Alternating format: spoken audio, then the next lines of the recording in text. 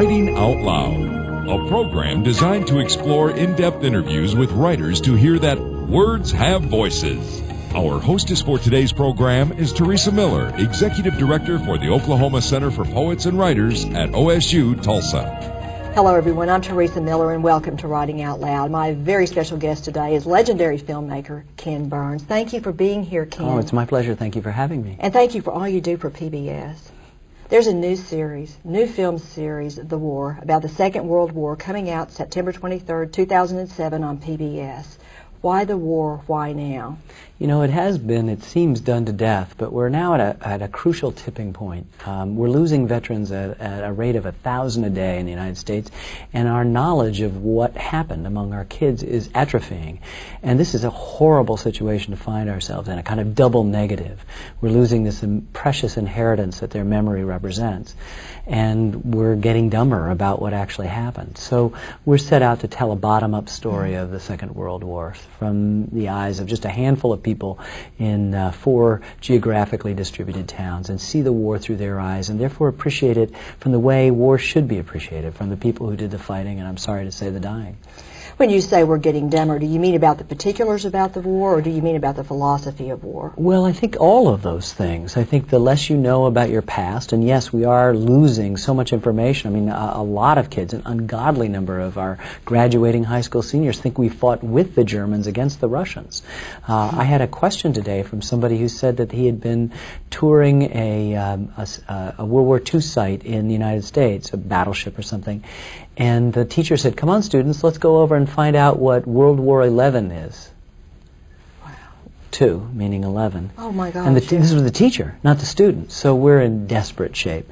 And I do think that then one of the initial casualties is that we forget to ask the questions, the important questions about war and understand its true costs. If we live in such a society so distracted by our glittering consumer present, we've got to figure out how to remind people that wars aren't something you just sort of la-di-da go in and let some professional army take care of and everything will be all right and we'll be welcomed like liberators. These are complicated things that require a whole country to say yes to and to support, and I think these are many of the lessons of history and World War II. Of course, you did the quintessential landmark series on the Civil War. Did you have any idea when you were making that series, that film, that one day you'd be doing something on World War II? No, in fact, just the opposite. When I finished that, I just thought, oh, I'm done with war. I just don't want to do it. And everybody said, oh, you have to do something else on World War I or the Spanish-American War or this, that, or Second World War. And I just didn't want to be typecast. I didn't want to seem to be taking advantage. And I also didn't want to descend back into this incredibly, even for filmmakers at so many years remove, the sense of what combat's about. In the Civil War, the soldiers called it seeing the elephant. If you'd been in combat, you'd seen the elephant. It was the most exotic thing they could say. And you think about it, it's true. When you're in combat, your life at any moment could end. Not through skill or art or carefulness, but through luck. And when you live with that, your life is vivified in a way that it isn't in any other part of your life. And so you begin to just be a different kind of person. So I think what we try to do is stay away from that after we had done the Civil War. And so we went on and finally got convinced by the statistics of what we don't know, by the statistics of the soldiers dying, by the urgings of some veterans who were finally ready to tell their story, that we would break down and tell them what we had done. Were you overwhelmed at all by the scope of such a project? Yeah. You know, my father, I remember when I decided to do the Civil War, I told my dad, I'm going to do the Civil War, and he goes, what part? And I said, all of it. And he just shook his head and walked out of the room like my dumb son. So I tend to bite off more than I can chew and learn how to chew. And in this case, it was true, you know, and what we've learned is that history is made up of the word story. And if you tell stories, you bring people in. And I think in the case of the World War II film, we just started with simple bottom-up stories and just said, here's somebody not too different from you, somebody that could be a family member, somebody you could have had Thanksgiving with. Here's something that happened to them when they were 18, 19, 17 years old. Let's watch. And invite them into this story. And that's what we did. We just interbraided the story of 40 or so people set against this gigantic background of the greatest cataclysm in human history. And we're not going to see as many historians as we typically see. No historians. If you weren't in this war or waiting for somebody to come home from that war, you're not in our film. Now, a couple of people have published works that are in our film on the Second World War, but we weren't interested in their philosophical beliefs or their overarching understanding. We're interested in what they did when they were teenagers in that war, and that was the most important thing about it.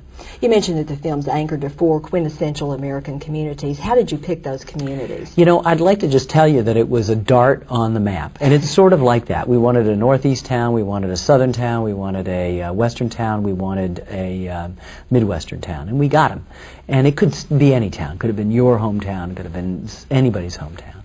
And what it was just a discipline. We were just going to go into these towns, advertise our existence by talking to the local newspaper, do a few feature stories on us, go into the libraries, into the archives, into the veterans groups, all the other associations, and just find whoever came up to us. That's what we were going to accept.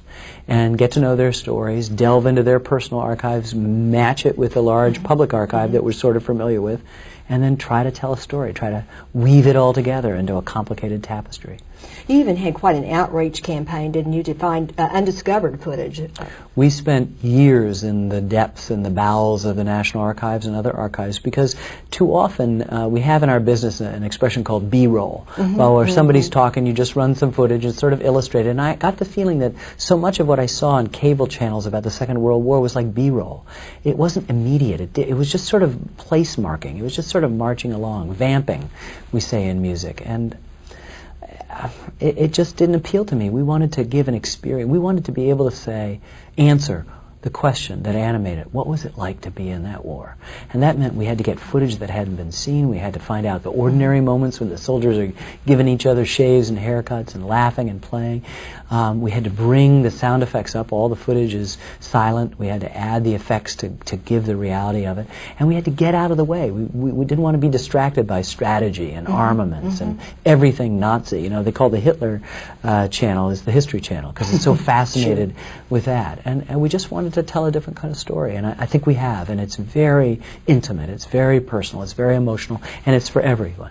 It's not just for veterans and their wives and survivors. It's for their children, it's for their grandchildren, and indeed their great-grandchildren, because this is the biggest cataclysm in human history, and if you don't have a rudimentary knowledge of it and understand the sacrifice of these brave men, then you really can't call yourself an American. You have to know what took place in this amazing, transformative moment called the Second World War. Who are some of the people we're going to meet in this film? You know, they're going to meet just ordinary folks. They're going to be kids that, you know, lost a brother in a training mission and becomes a ball turret gunner. You're going to meet a guy who just is a hail fellow, well met from Sacramento, who just thinks he's just fighting for himself and his buddies. He doesn't believe in the propaganda of the Why We Fight films. And then when he stumbles upon a concentration camp in the last episode, he understands why he was fighting.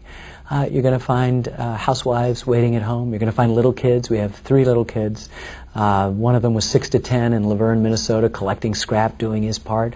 Another was 8 to 12 in Sacramento, going to the movies, watching John Wayne and having a good time, and then having a friend of his lose a father to a submarine attack. There's a girl from Sacramento Valley who was in Manila and got captured by the Japanese with her family and was interned for the whole war, suffering incredible starvation and beatings at the hand of the Japanese. I mean, we have you know, a cross-section of America. We weren't interested in what their ethnic thing was, with the exception of the Japanese Americans and to a lesser extent African Americans, who had really different, distinct, hypocritical experiences in the Army. But everybody else, we were looking for certain combat experiences. We land at the Bulge, you're here at Anzio, you're there in North Africa, or you're on Peleliu or Iwo Jima, and just followed their stories. As people told you their stories, did you sense, was it cathartic for them to tell you the stories? Oh, very much so. I mean, some people, have to say, had been speaking since the war about it, and I can't say we're comfortable. There was one fellow who clearly had been talking about everything, but his cheeks still twitched, his hands still shook a little bit. It was still a painful thing. He still clearly had nightmares that disturbed his sleep every night. Some people hadn't spoken at all. And we'd start the camera, and they just burst into tears, and I honor them. They're not in our film. They didn't realize they couldn't speak. Some told us in advance, I can't talk about it. Their family would say, all he tells about is the funny stuff, and that's the way they sometimes abolish the horror of what they see. But a few people began to speak and tell us. Sometimes the wife or the son would say, Pop, you never told us that. And very, dramatic testimony about what they did, and seeing friends die and dealing out death and nearly dying themselves. Horrible, horrible stories that in their aggregate you begin to realize, what was I doing when I was 18, 19 years old? Oh, exactly. And it makes you really think about questions of sacrifice, about duty, of the unity, the special unity we in the United States had back then. It's something that we can only hope to try to duplicate now.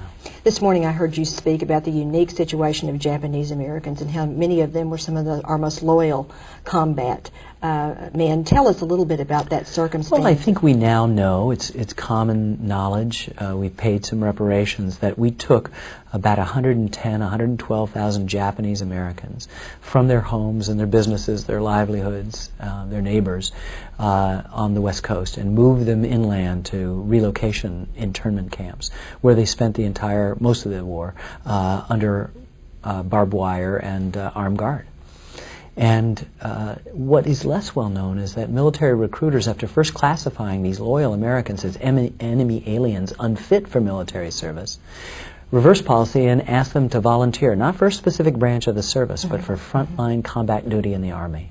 And they took all the existing Japanese Americans in the Army and pooled them all together with these new recruits into the 442nd 100th Combat Regiment. They fought in Italy and France bravely. They rescued the Lost Battalion in their most famous thing. It is one of the most decorated and brave regiments that's ever fought. And when they died, the announcement of their death came back to their parents, who were still under machine gun guard at these inland camps. And just the heroism that represents to me, the patriotism that represents in the face of their own government's inability to do that, or to see the hypocrisy of that. Italian aliens and German aliens were locked up, but no German American citizens and no Italian American citizens were locked up. Only Japanese Americans on the West Coast. When you collect so much information, once you sit down to start to put this film together, is it hard to know where to begin? It is. We're good hunter-gatherers, and we know how to be good detectives and find out where the archives are. But every good interview, every beautiful archive that you find, or piece of footage, or live cinematography, doesn't really mean anything unless you know how to put it together.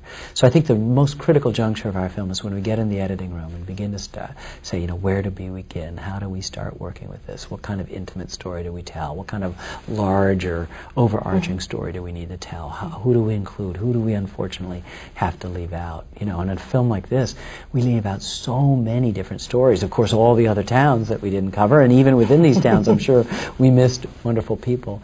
But we felt, the English poet said William Blake said you could find the universe in a grain of sand. So what we were looking was to find universal human experiences in just a handful of people, and understand that they stood in for everyone else. It wasn't every nationality, every ethnic group, every whatever. It was just a group of people that you realize their humanness that make them the connection. So the Japanese Americans, it wasn't that they were Japanese Americans, it's that they were Americans, that they were human beings. And when one Japanese American soldier breaks down on seeing dead German boys and saying, if this had been back in the States, I could have gone to school with them. That's not a Japanese American comment. That's a human comment. Human comment. Do you think, technically speaking, that your work on the Civil War prepared you better to do this film? I think so. What we tried to do, and what I learned in process in the Civil War, was how to take a myriad number of battles. In the case of the Civil War, I think you learn 30 or 40 battles, as you do in the war, and to make each one different, to find some way in their telling to be different. It's interesting in Iwo Jima, which is so famous for the flag raising and Mount Suribachi, we don't show that. Our guys weren't there, and so we tell a different story of Iwo Jima, and it's shorter, but it carries the same punch. And I like that. I like trying to figure out a new way to tell something. Sometimes how we tell it is limited by the resources. At Guadalcanal, there wasn't much footage. So you had to rely on still photographs and some live cinematography. Another battle is covered really well. Another battle, it all pays to just look in the eyes and the face of the veteran who's recounting it, and just suffer with him something that, sure, it's 65 years ago, but it's real for him. Memory isn't back then. Memory's now. It's on our hard drive. And when that's recalled, it's present. It's present. And I think that's what we try to do, is bear witness to these remarkable people, honor their service to our country, and try to tell what happened in a kind of experiential way that gives you a sense of what it was really like to be in that war. And that's a huge responsibility, isn't it? It is a huge responsibility. It's... I've always said that all my films were equal. They're like my kids. I love them all the same. But there's something that we carried, all of us who worked on this film, a burden and a blessing of coming to terms with this story. And it was a huge responsibility. We couldn't sleep. A lot of us had nightmares. We'd find ourselves in the editing room in our dreams editing a sequence, and then all of a sudden we'd be in the battle, and you'd come in hollow-eyed, and you'd look over at the editor and say, "Where'd you be? Where were you last night?" He'd say, "Peleliu," and I'd say, "Battle of the Bulge," and then you go to work. And we're very excited by this project and what we're doing. You mentioned still images, and you're known for what's the technique that's now called the Ken Burns effect. I mean, so all kinds of editing programs. How have you perfected that over the years, using moving cameras for still images? I haven't tried to technically perfect it as much as I've tried to emotionally perfect it. My whole purpose in not just holding a still photograph at arm's length, but going inside and listening to it as well as looking at it, hearing the story that it had to tell. Were those troops tramping, were the cannon firing, were the sabers rattling, was the bat cracking, the crowd cheering, all of those things that you want to help bring alive an old photograph. I'm doing the same sorts of things, just zooming in it, finding other stories within it, tilting up and realize it's a reveal. If I start at your waist and tilt up, it's the surprise of discovery. That's what feature filmmakers do all the time. So I think I am like a feature filmmaker, treating these old photographs as if they're long shots, of which I now have a medium shot and a close shot and other opportunities. So it's not really a technological perfection as it is trying to figure out new ways to empathize with the information that's in that photograph and to try to coax out of it the secrets that it has about the reality that it represents. And that's all. What about sound technology? We've got all kinds of new capabilities now. Well, we've used them in this film. This is shot in HD, widescreen, but also 5.1 surround, because we knew that all the newsreel footage, with the exception of those tinny narrators and the rudimentary sound effects, come to us silently. So we had to build painstakingly, layer after layer, effect after effect, sometimes 100 at any one time, of the sounds, the accurate sounds of battle, to bring it alive. And we screen it for people and they jump. They get startled. And that to us is good. We want to put you uncomfortably into these battles and to see some of this difficult footage, but also to understand what it must have been like for these people. And even then we have the luxury of it. We can turn it off, we can get up and walk away, whatever it is. And of course those brave young men didn't have that opportunity. And so we're honoring them by making our soundtrack as rich and as realistic as possible. Well, and then music plays an important role.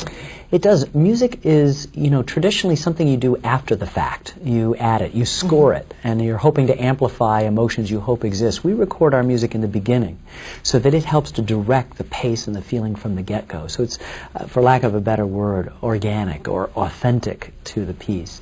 And in this case, we have our most complicated soundtrack filled with classical music, which I've rarely used, dramatic classical music, much of it written at the time of the Second World War, so reflecting so much of the emotional tenor of that war. We have the swing and jazz that help get people through the toughest of times. Wynton Marsalis has written some contemporary music for us that it bespeaks the era, straddles the present and the past.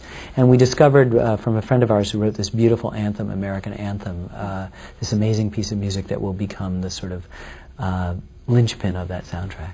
Yeah, and who's going to be singing that? And Norah Jones sings at the end of 3 of the episodes, each of the 3 verses and the chorus of this song so spectacularly with this beautiful, beautiful voice that she has. And lyrics that I think are as good as any anthem I've ever heard, Battle Hymn of the Republic included, which is my favorite anthem. How important is it, because your films rely a lot on narration, how important is it to get just the right voice for that narration? Well, we have many narrators. We have a third-person narrator, what's called the voice of God, and we've been using for the last 10 years Keith David, who's an extraordinary actor. And to me, it's an echo, a much improved echo of my own voice. And it's so interesting, when we're editing, it is my voice as the narrator up until the last minute. When we finish tinkering and writing, then we bring it to Keith to read. So I love him because he replaces my voice with the minimum amount of disruption. It's like an organ transplant. And then we have all these first-person voices, like Tom Hanks, who brings to life this newspaper editor from Laverne, Minnesota, who's the single greatest archival discovery we've ever made. Al McIntosh, this guy who turned down big city jobs so he could run his small-town paper, and as we say in the film, explain the unexplainable to his new neighbors. And Tom just hits a home run. He's in every episode. He's the one-man Greek chorus of the film. Were you influenced at all by feature films about World War II? There have been a lot of them. You know, there's a lot going on right now. It's so interesting, and I'm very pleased to say that. But no, you know, I make it a point, not when I start a film, not to look at other films that have been done until I've done, both documentary as well as feature film. It allows you to make decisions sort of out of the zeitgeist, out of the air in which everybody's making decisions. And I never want to not do a scene because somebody had done it well in another, or ever think, oh, I couldn't do this unless I used the same thing they did. You just don't want to get in that, so you keep yourself apart. But you are aware of the fact that we as Americans, as artists and as regular people, return again and again to the Second World War. We need to know things from it. It still has truths that speak to us, and they sometimes sound cliches, but they're true, and they speak to us about our own identity. They speak to us about the highest values they have. They speak to us, of course, about the worst of man's inhumanity to man. But we constantly need to be having a conversation with the Second World War. Have you seen Clint Eastwood's film Letters from Iwo Jima? I have, and I was very impressed with it. I thought it was a wonderful evocation, and it's very important sometimes to turn around and understand that the enemy that you've so demonized, and in war it's necessary to demonize it. That's how you get teenagers to go and fight that other, is by making them such an ugly and different other. And it was very important to turn them around and show an essential humanity in all people. War is the lie of civilization. It's the failure of civilization, and it is the fault of everyone. I mean, obviously, in the Second World War, we can point to the belligerents and say the Nazis were bad, and they were, and the Japanese were bad. They did, both of them, horrible crimes, and we were on the right. We were the good guys, and we were.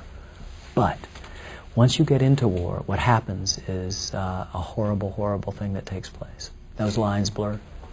Has working on this film changed your views of war at all? You know, I thought going into the Civil War that I'd be making an anti-war film. That wasn't the case. That was a war that had to be fought. I had no such pretensions going into this one, but I began to just, in both ways, I grieved for the fact that human beings go into war that seem to propel themselves into belligerent stances, defensive postures, and then outright hostilities. And at the same time, again, I was faced with another, as we say, necessary war that had to be fought. And I only hope that all of us will always give pause. There's something in the human breast that got really excited. It's felt in the Civil War. People turned out to picnic and watch the war. I thought it would be over in a few days. It would be great. And of course, it was the worst war in American history.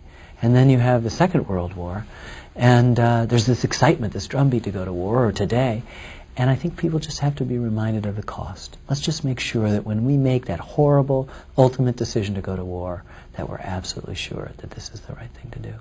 Is this film still with you? Oh, my goodness, it'll be with me the rest of my life. The people, the connections that we made to people, I love them so much. They feel like family members to me, and I hope that the way we've shared their stories with the rest of you, that you'll feel the same thing, that you'll feel a kind of connection, a kinship of the soul with the people that are in this film. Do you go back and rethink your films and think, boy, I should have added this, or if I could only, enhance it in this particular way? You know, I know a lot of filmmakers who do that, and they sometimes even re-edit. To me, these old films are like a scrapbook. Maybe, you had that unfortunate wide collar where you had a little beer belly that you wished you could get rid of, but you don't tear that picture out of the album. You say, that's how I was.